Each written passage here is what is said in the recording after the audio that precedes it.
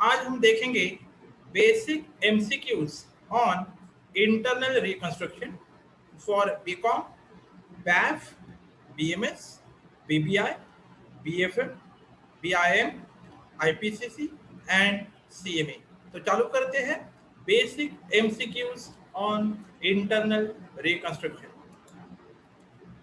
Question number 1, capital reduction is implemented as per section dash dash of Companies Act, section 66, section 75, section 80 and section 66। तो जो capital reduction implement होता है as per companies act, तो ये section होता है section 66। तो answer 66 is the correct answer. Question number 2, balance in capital reduction should be transferred to securities premium, capital reserve, share capital, profit and loss account। तो जो capital reduction का जो balance होता है वो हम लास्ट में ट्रांसफर करते हैं कैपिटल रिजर्व अकाउंट। तो answer B capital reserve is the correct answer. Question number 3, and reduce word are to be shown as in balance sheet as per dash requirement, company law, accounting standard, income tax और stock exchange। तो answer जो and reduce जो word हम balance sheet के ऊपर लिखते हैं वो as per the requirement of company law. तो answer A is the correct answer.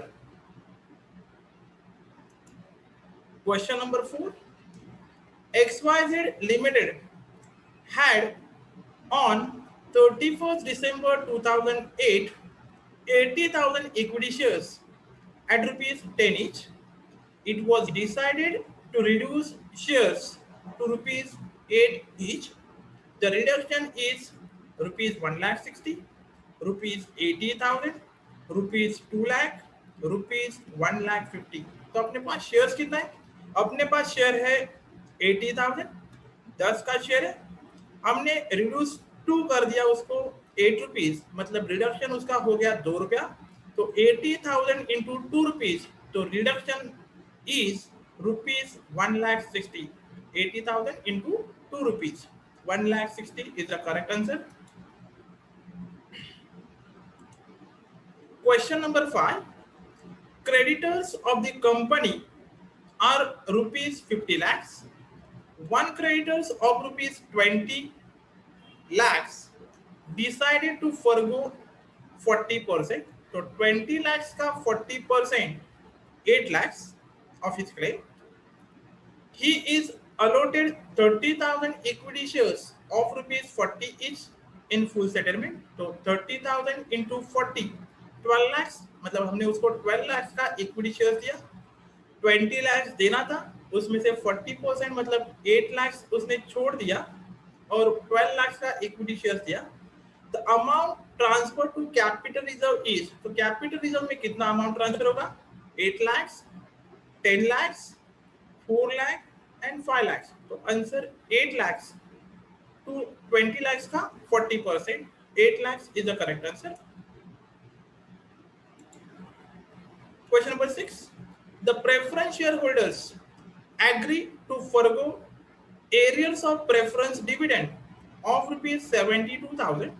The amount transferred to capital reduction account is nil, 72,000, 36,000, 70,000। जो प्रेफरेंस शेयर्स एरियर्स होता है वो बैलेंस शीट में नहीं होता है, मतलब ये अनरिकॉर्डेड लायबिलिटी है। ये क्या हो गया? फर्गो हो गया, मतलब छोड़ दिया, मतलब ये अभी पे नहीं करना है, लेकिन ये बैलेंस शीट में नहीं है, अनरिकॉर्डेड है, तो इसका अमाउंट किधर भी ट्रांसफर नहीं करेंगे, मतलब आंसर ए नील अमाउंट हम कैपिटल रिडक्शन में ट्रांसफर करेंगे। Next question number 7, creditors are rupees 3 lakhs. They are given the option to either accept 50% of their claim in cash in full settlement, मतलब 3 lakhs का 50% 1,50,000 एक तो cash में ले लो, और to convert their claim into equity shares of rupees 10 each, या फिर 3 lakhs का equity shares ले लो। दो ऑप्शन हमने दिया है, creditors of rupees 2 lakh option for shares in satisfaction of their claim, capital reduction accounts is credited by 1 lakh, 1 lakh 50, 50,000 and 2 lakh. तो हमने ऑप्शन दिया था एक तो 50% कैश ले लो या फिर शेयर्स ले लो। तो 3 लाख में से 2 लाख का अमाउंट उन्होंने शेयर्स में लिया तो बचा कितना 1 लाख। 1 लाख का जो अमाउंट है वो कैश में लेंगे, लेकिन अमाउंट हम किसका कितना देंगे ओनली 50%, मतलब हमें 50% कैश देना है। तो 1 लाख का 50% 50,000 हम कैश में देंगे, मतलब टोटल हमने कितना पे किया 2 लाख प्लस 50,000, 2 लाख 50,000 पे किया। तो अपने लिए प्रॉफिट कितना हुआ ओनली 50,000। तो capital reduction account is credited by rupees 1 lakh 50,000, only 50,000 is the correct answer.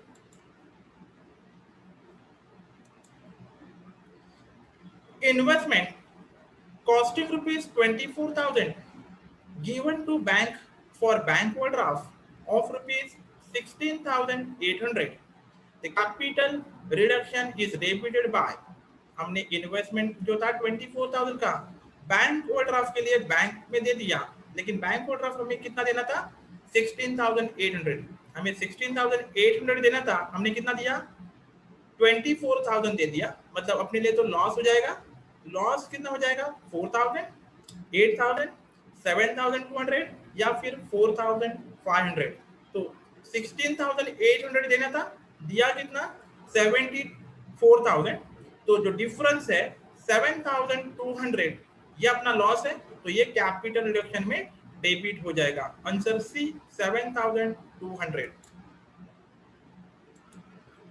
Question number 9.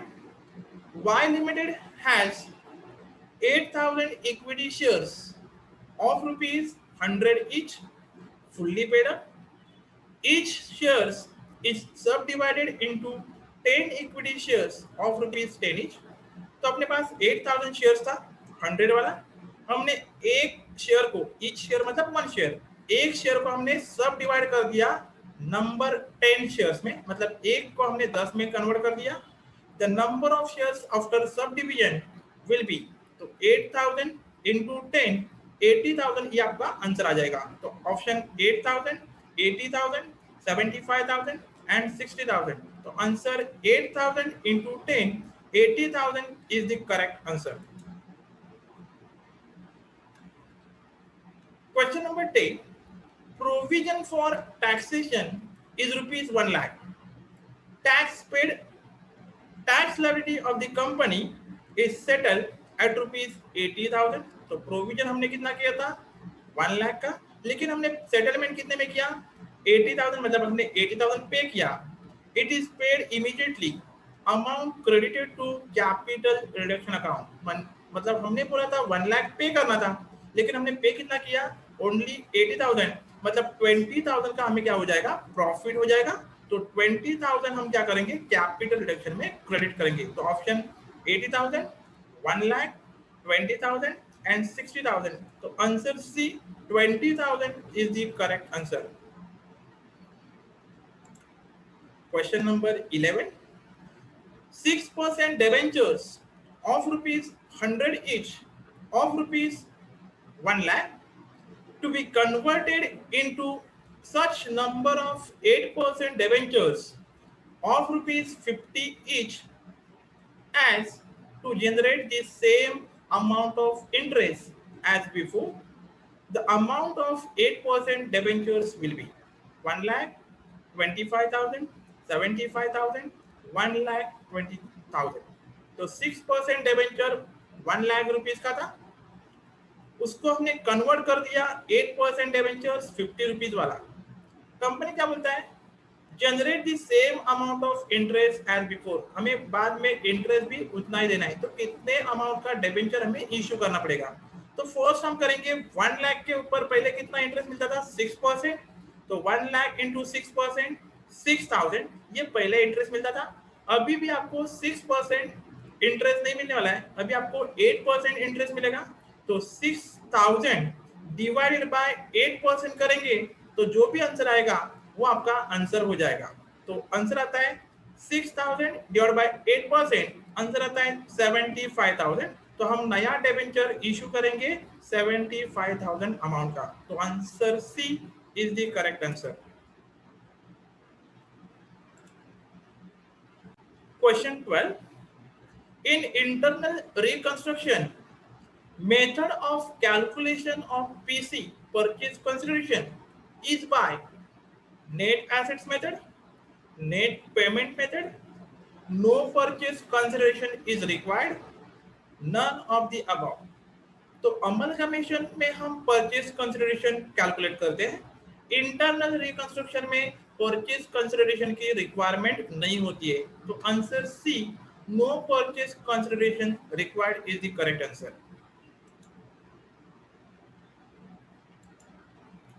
Question number 13, on internal reconstruction, assets are written off except land and building, goodwill, preliminary expenses, profit and loss account. तो जो internal reconstruction में एक ही assets जो written off नहीं होता है वो होता है लैंड एंड बिल्डिंग। तो answer A, land and building is the correct answer. इसका वैल्यू एप्रिशिएट होता है। Payment of reconstruction expenses is debited to profit and loss account, capital reduction account, cash account, goodwill account. तो answer payment of capital reduction हम debit करते हैं capital reduction account. Answer B, capital reduction account is the correct answer. Question number 15, share capital account debit 100 rupees to share capital account 10 rupees।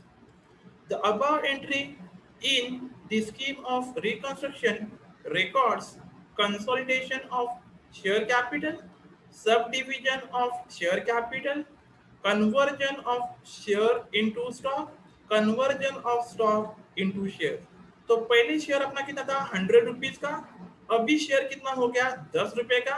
मतलब जो नया share हो गया कम value का, मतलब हमने डिवीजन कर दिया। मतलब answer D, sub division answer होना चाहिए। तो sub division of shares is the correct answer.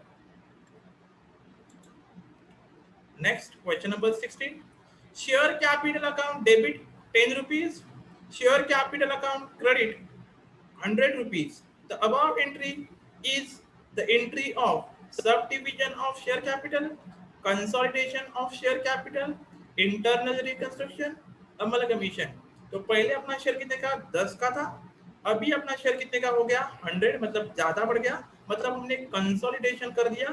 तो answer B, consolidation of share capital is the correct answer. Question number 17, in internal reconstruction only one company is liquidated, one or more companies are liquidated, two or more companies are liquidated, no company is liquidated। तो in internal reconstruction कौन सा भी company liquidate नहीं होता है। तो answer D, no company is liquidated is the correct answer.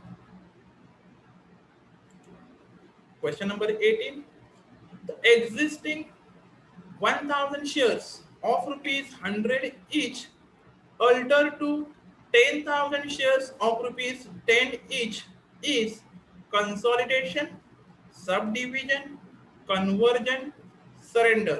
तो पहले अपने पास कितने शेयर्स थे 1000 शेयर्स थे 100 वाले, अभी अपने पास हमने अल्टर कर दिया 10,000 शेयर्स, मतलब हमने नंबर ऑफ शेयर्स बढ़ा दिया। जब नंबर ऑफ शेयर्स बढ़ा देते हैं तो उसको बोलते हैं सब डिवीजन। तो answer B, sub division is the correct answer.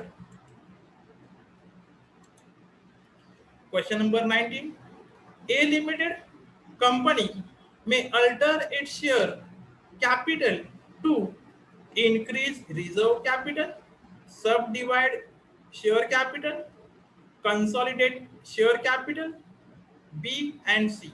तो ए लिमिटेड कंपनी में alter its share capital to, alter हमें करना है, increase share capital no, sub divide share capital yes, consolidate share capital yes. तो जब हम alter करते हैं, एक तो सब डिवीजन होता है या फिर कंसोलिडेशन होता है। तो answer B and C is the correct answer. तो answer D, B and C is the correct answer. Answer D is the right answer.